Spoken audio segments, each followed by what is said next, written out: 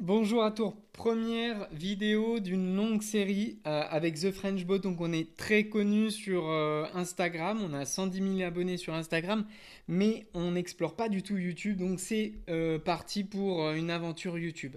Je vais vous partager mon écran. Aujourd'hui le thème abordé c'est les GPT. Les GPT, qu'est-ce que c'est? C'est des projets dans ChatGPT qui vous permettent de mettre des données, d'avoir des informations et d'utiliser ces GPT au quotidien. Ça va vous permettre en fait d'avoir des outils, des petits assistants que vous allez consulter au quotidien dans vos usages. Je vais vous présenter dans un premier temps, par exemple, un GPT qui est lui classique, c'est-à-dire que il n'est pas personnalisé. On verra qu'il y a deux types de GPT, les GPT classiques et les GPT personnalisés. On va déjà passer sur les classiques. Donc les classiques, qu'est-ce que c'est? C'est les GPT qui sont fournis sur ChatGPT directement. Et vous avez tout un tas d'exemples qui peuvent être utilisés. Par exemple, voilà, on voit Scholar GPT qui vous permet justement d'avoir des ressources par rapport aux études, etc., au monde scientifique. Vous avez Consensus qui est également la même chose. C'est en fait, il va piocher dans le monde scientifique, littéraire, tout un tas d'informations. Et vous pouvez en fait le questionner comme ça en utilisant le GPT de Consensus.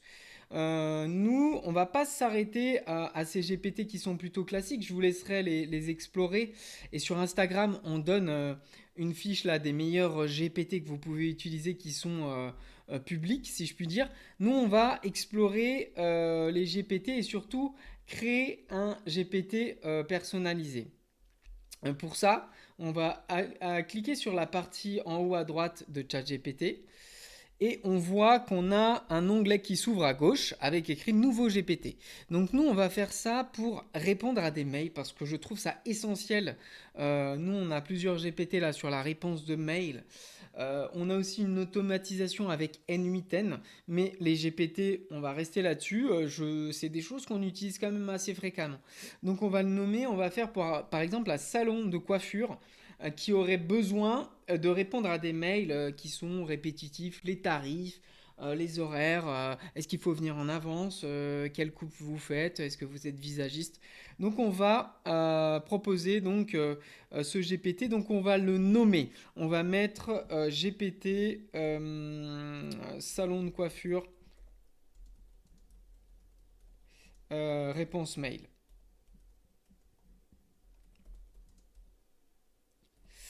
Très bien, description brève. Ce GPT me permet de répondre à des mails,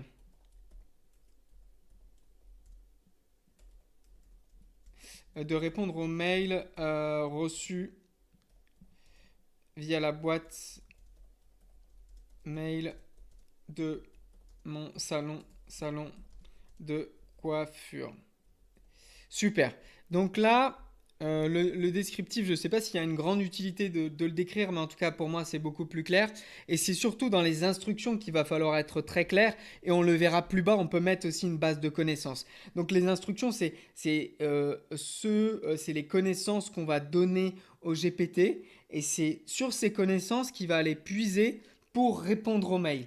Et on verra qu'au-delà des instructions qu'on va lui donner, qu'on va créer en fait, hein, les instructions qu'on va taper, on va aussi pouvoir lui donner une base de connaissances. Cette base de connaissances, ça va être des fichiers, vous allez voir, on a des fichiers qu'on va pouvoir lui donner sur mon salon de coiffure et sur toutes les informations. Donc là, qu'est-ce que j'ai fait? J'ai préparé la vidéo et je lui ai demandé de me créer un script. Donc voilà, j'ai un salon de coiffure, donc j'ai utilisé 4O tout simplement. J'ai un salon de coiffure, je veux que tu crées les consignes pour un GPT afin de répondre à des mails que je reçois. Voici mon salon de coiffure. Donc vous pouvez vous-même faire ça, c'est-à-dire dire voilà, je veux que tu crées des consignes pour mon GPT et voici mon site internet. Je propose des menuiseries, je propose de la maçonnerie, je suis courtier en immobilier. Voici mon site internet. Donc lui, il va piocher dans votre site internet. Et donc là, c'est incroyable. Il nous a envoyé des consignes structurées et assez claires. Vous allez voir que en un prompt, c'est-à-dire en une requête, on a déjà des consignes qu'on peut déjà copier d'ores et déjà et ensuite insérer dans les instructions. On va voir quand même ce qui nous a sorti. Donc l'objectif du GPT, répondre automatiquement et rapidement aux mails reçus pour le salon de coiffure Iséal Coiffure. Donc j'ai pris cet exemple. Le site internet est celui-ci, coiffure femme-homme. Donc en fait, il a été chercher dans le site internet ce que l'on propose. C'est assez fou, c'est-à-dire que vous n'avez pas besoin de lui donner tant de données que ça, parce qu'en donnant par exemple un site internet, eh bien il va pouvoir aller scruter ce site et en sortir des données. Si vous n'avez pas de site internet, bien sûr, vous devrez rentrer les données à la main. Le ton adopté professionnel mais chaleureux et humain. Toujours poli et accueillant. Nous serions, voilà, avec un exemple, avec plaisir, nous serions ravis de vous accueillir sans que j'ai rien eu à lui dire. En fait, il a compris qu'on était dans un métier de service, donc il fallait être très accueillant et très poli avec la clientèle. Type de mail à gérer, demande de rendez-vous, demande de devis, annulation ou modification de rendez-vous, demande d'informations sur les tarifs, les candidatures spontanées pour le salon de coiffure et les réclamations ou retours d'expériences négatives. Voilà, quelqu'un qui n'est pas content, qui souhaite se faire rembourser, etc. Le comportement attendu du GPT, donc toujours relire le mail, jamais donner des informations fausses, ça c'est très important, c'est ce qu'on appelle les biais de perception, parce que parfois, on l'a vu avec les GPT, ils peuvent avoir des biais, enfin avec les LLM, les modèles d'intelligence artificielle, ils peuvent, quand ils n'ont pas la réponse, malheureusement, inventer une réponse parce qu'ils veulent satisfaire en fait l'usager à défaut de la vérité.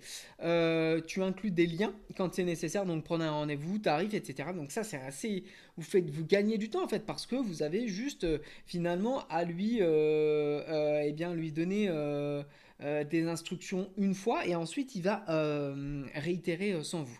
Et voilà, proposez nous appeler, il donne le numéro de téléphone. Ça c'est bien parce que si en fait vous voyez que la personne, enfin ou si la personne n'a pas la réponse dans le mail que vous lui envoyez, elle pourra vous appeler en échange. Exemple de réponse type: bonjour, merci pour votre message. Pour prendre un rendez-vous, le plus simple est de passer par notre site internet. Et donc tu donnes le nom du site avec un petit lien, donc ça, les gens vont pouvoir cliquer dessus et puis on a le numéro qui s'affiche. Très belle journée, l'équipe Iséal Coiffure. Tout ça on peut personnaliser. Donc moi je le copie et je vais le mettre dans notre création. Vous vous souvenez qu'on a créé notre GPT sur le salon de coiffure. Donc voilà, donc là j'ai mes instructions qui sont données. Bien sûr, c'est à vous de personnaliser et en fait, le plus long ça va être ça, ça va être de faire des tests et vous dire bah là ça va pas, j'aimerais plus de, j'aimerais que tu termines par Camille Iséal Coiffure. Tac, on peut jouer Camille coiffeuse et gérante. On va mettre ça. Et donc, en fait, vous personnalisez votre GPT. Ensuite, on va mettre ce qu'on appelle un fichier. Ce fichier que je vais mettre, ce n'est pas celui-là. Je me suis trompé. Le fichier qu'on va mettre, c'est celui-ci. Regardez, j'ai réussi à obtenir un fichier PDF. Ça, si vous avez un fichier PDF, c'est fou hein, de ce que vous proposez. Donc, avec les tarifs, forfait shampoing, forfait coupe de cheveux.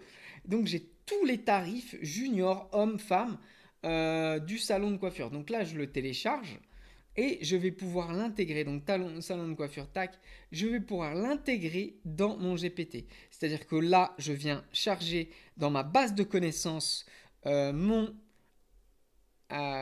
différents tarifs et toutes les informations en fait en lien avec ces tarifs et mon GPT va être prêt. Donc là, il est créé.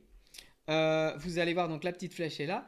Vous allez voir que pour le rendre comment dire, actif, c'est soit vous le mettez dans le GPT Store, c'est-à-dire dans le magasin, dans le GPT public, c'est-à-dire dans dans tous les GPT de ChatGPT, soit vous le gardez uniquement pour vous. C'est ce qu'on va faire en privé, mais il ne faut pas le laisser sur une disposition de lien parce que ça va vous bloquer, par exemple, sur un usage téléphone, vous ne pourrez pas l'utiliser. Donc vraiment, mettez sur moi seulement, donc en privé, ou alors sur le GPT Store, c'est-à-dire le magasin GPT. Donc là, on le met en privé et ça marche.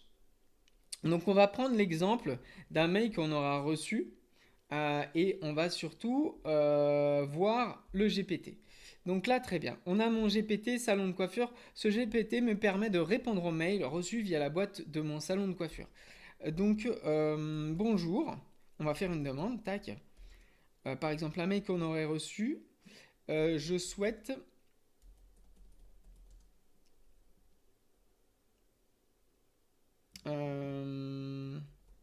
Réserver un créneau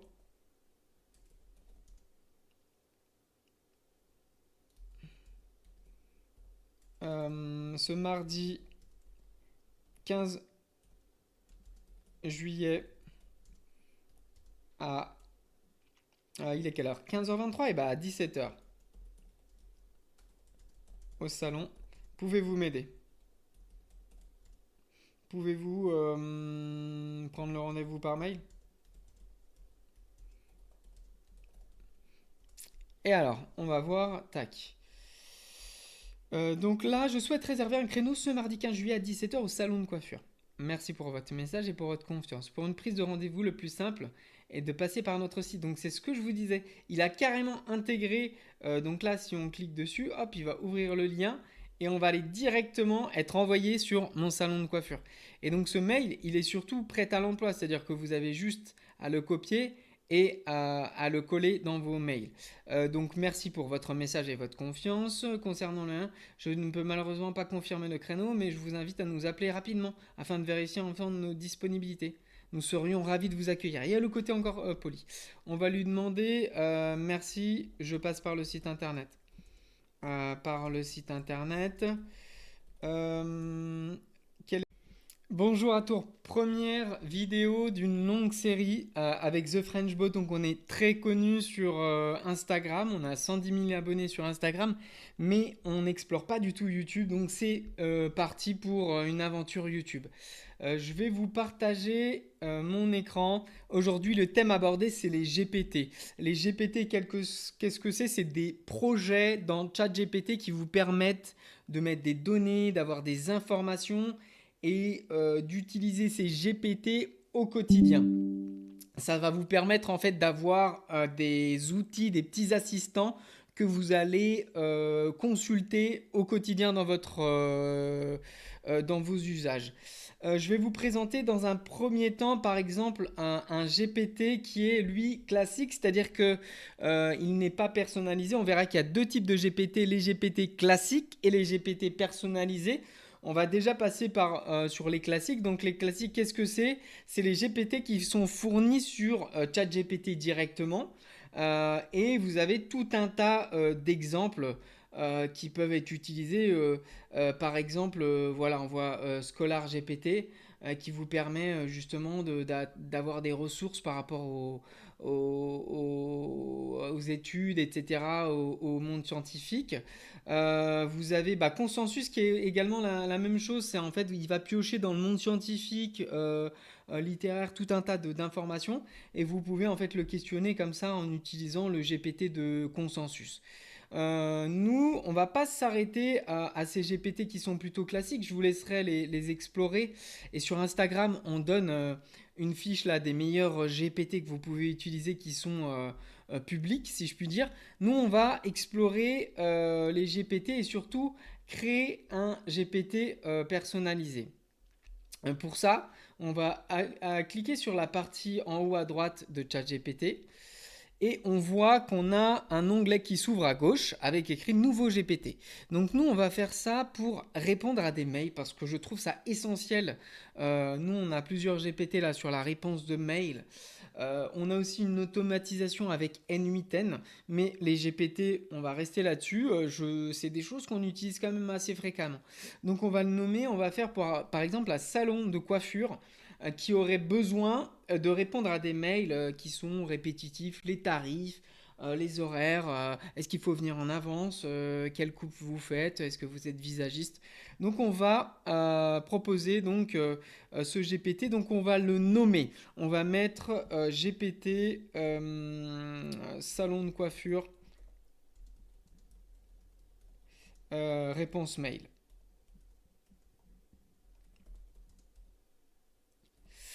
Très bien, description brève.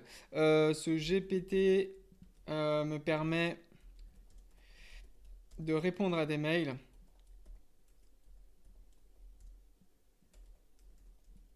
de répondre aux mails reçus via la boîte mail de mon salon de coiffure. Super. Donc là, Le descriptif, je ne sais pas s'il y a une grande utilité de le décrire, mais en tout cas pour moi c'est beaucoup plus clair.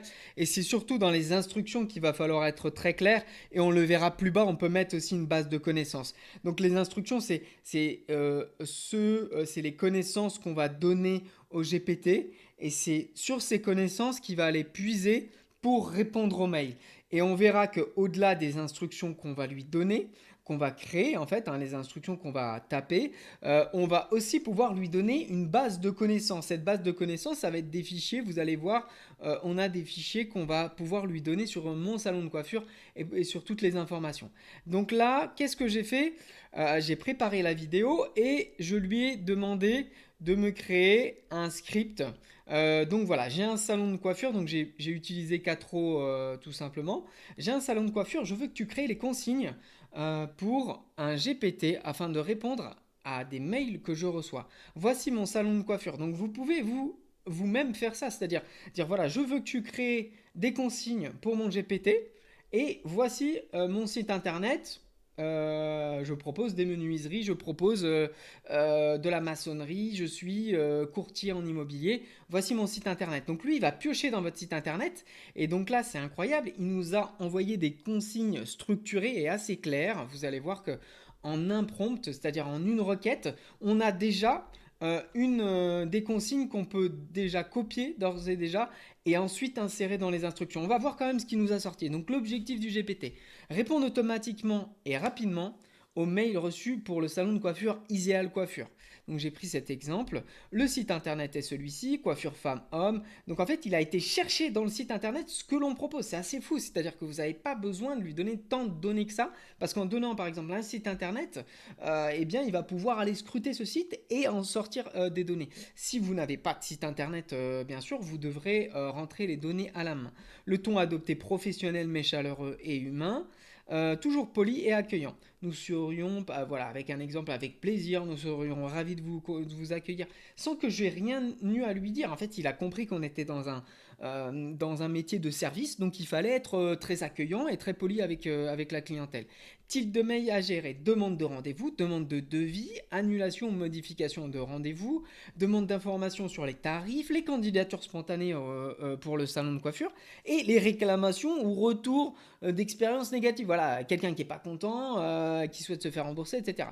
Le comportement attendu du GPT, donc toujours relire le mail, jamais donner des informations fausses, ça c'est très important, c'est ce qu'on appelle les biais de perception, parce que parfois, on l'a vu avec les GPT, ils peuvent avoir des biais, enfin avec les LLM, les modèles d'intelligence artificielle, ils peuvent, quand ils n'ont pas la réponse, malheureusement, inventer une réponse parce qu'ils veulent satisfaire en fait l'usager à défaut de la vérité. Tu inclus des liens quand c'est nécessaire, donc prenez un rendez-vous, tarif, etc. Donc ça c'est assez, vous gagnez du temps en fait parce que vous avez juste finalement à lui, eh bien lui donner des instructions une fois et ensuite il va réitérer sans vous. Et voilà, proposez nous appeler, il donne le numéro de téléphone. Ça c'est bien parce que si en fait vous voyez que la personne, enfin ou si la personne n'a pas la réponse dans le mail que vous lui envoyez, elle pourra vous appeler en échange. Exemple de réponse type, bonjour, merci pour votre message. Pour prendre un rendez-vous, le plus simple est de passer par notre site internet. Et donc tu donnes le nom du site avec un petit lien, donc ça, les gens vont pouvoir cliquer dessus et puis on a le numéro qui s'affiche. Très belle journée, l'équipe Iséal Coiffure. Tout ça on peut personnaliser. Donc moi je le copie et je vais le mettre dans notre création. Vous vous souvenez qu'on a créé notre GPT sur le salon de coiffure. Donc voilà, donc là j'ai mes instructions qui sont données. Bien sûr c'est à vous de personnaliser et en fait le plus long ça va être ça va être de faire des tests et vous dire bah là ça va pas, j'aimerais plus de... j'aimerais que tu termines par Camille Iséal Coiffure. Tac, on peut jouer Camille, coiffeuse et gérante. On va mettre ça. Et donc, en fait, vous personnalisez votre GPT. Ensuite, on va mettre ce qu'on appelle un fichier. Ce fichier que je vais mettre, ce n'est pas celui-là. Je me suis trompé. Le fichier qu'on va mettre, c'est celui-ci. Regardez, j'ai réussi à obtenir un fichier PDF. Ça, si vous avez un fichier PDF, c'est fou hein, de ce que vous proposez. Donc, avec les tarifs, forfait shampoing, forfait coupe de cheveux. Donc, j'ai tous les tarifs junior, homme, femme du salon de coiffure. Donc là, je le télécharge et je vais pouvoir l'intégrer. Donc salon de coiffure, tac, je vais pouvoir l'intégrer dans mon GPT. C'est-à-dire que là, je viens charger dans ma base de connaissances mon mes différents tarifs et toutes les informations en fait en lien avec ces tarifs et mon GPT va être prêt. Donc là, il est créé. Vous allez voir, donc la petite flèche est là. Vous allez voir que pour le rendre comment dire, actif, c'est soit vous le mettez dans le GPT Store, c'est-à-dire dans le magasin, dans le GPT public, c'est-à-dire dans, dans tous les GPT de ChatGPT, soit vous le gardez uniquement pour vous. C'est ce qu'on va faire en privé, mais il ne faut pas le laisser sur une disposition de lien parce que ça va vous bloquer, par exemple, sur un usage téléphone, vous ne pourrez pas l'utiliser. Donc vraiment, mettez sur moi seulement, donc en privé, ou alors sur le GPT Store, c'est-à-dire le magasin GPT. Donc là, on le met en privé et ça marche. Donc on va prendre l'exemple d'un mail qu'on aura reçu et on va surtout voir le GPT. Donc là, très bien. On a mon GPT salon de coiffure. Ce GPT me permet de répondre aux mails reçus via la boîte de mon salon de coiffure. Donc, bonjour. On va faire une demande. Tac.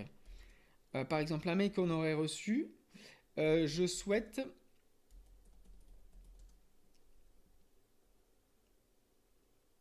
euh, réserver un créneau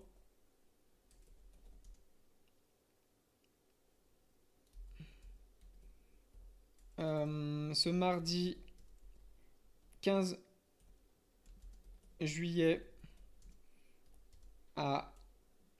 il est quelle heure? 15h23 et bah à 17h au salon. Pouvez-vous m'aider? Pouvez-vous prendre le rendez-vous par mail? Et alors, on va voir. Tac.